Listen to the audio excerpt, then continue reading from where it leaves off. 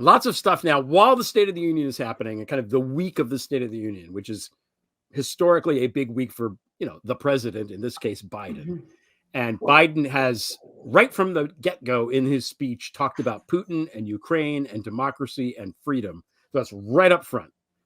This is a World War II moment. Hitler's out there. We got to stop this guy. And Putin is clearly who he's talking about.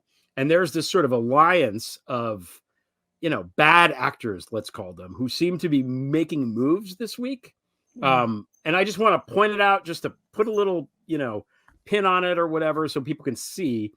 Viktor Orban, who is I forget if he's the prime minister or the president. He's the leader of Hungary. And he used to be a bagman for Semyon Mogilevich, who is the leader of the Russian mob who helped install Putin, blah, blah, blah. So he's very, very connected to both Putin and to Russian organized crime, this guy. This is all from a court testimony from one of Mogilevich's lieutenants, a South African guy. If you want to go look it up, I'm not making it up. It's from that. Google it up.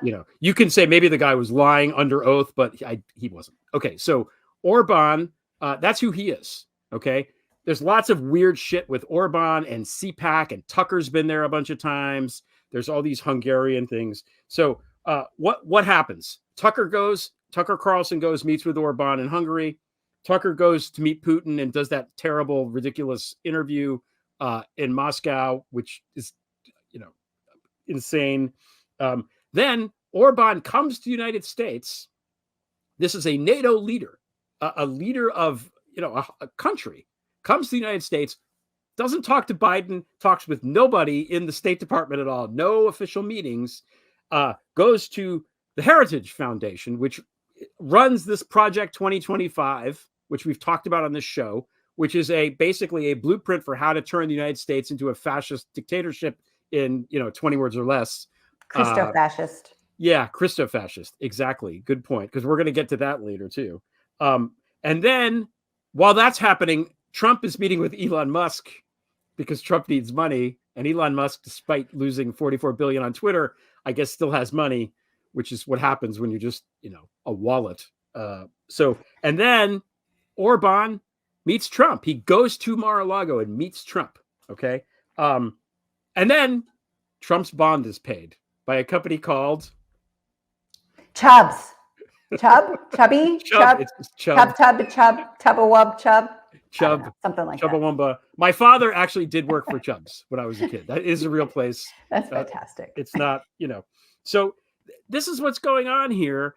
And now remember back in 2016, there was all this people in Trump's orbit were meeting with Russian nationals who were close to Putin, right? But you had disconnects. You had they were playing telephone or something like that. And that was a big deal because you don't talk to people in foreign governments and negotiate with them when you're not president, because it's a violation of the Logan Act, which if you want to get all originalist is from 1799. So Trump's doing now, there's no middleman. It's just Trump and Orban hanging out at Mar-a-Lago and probably being I don't know, what does Vlad want us to do now? Let's call him.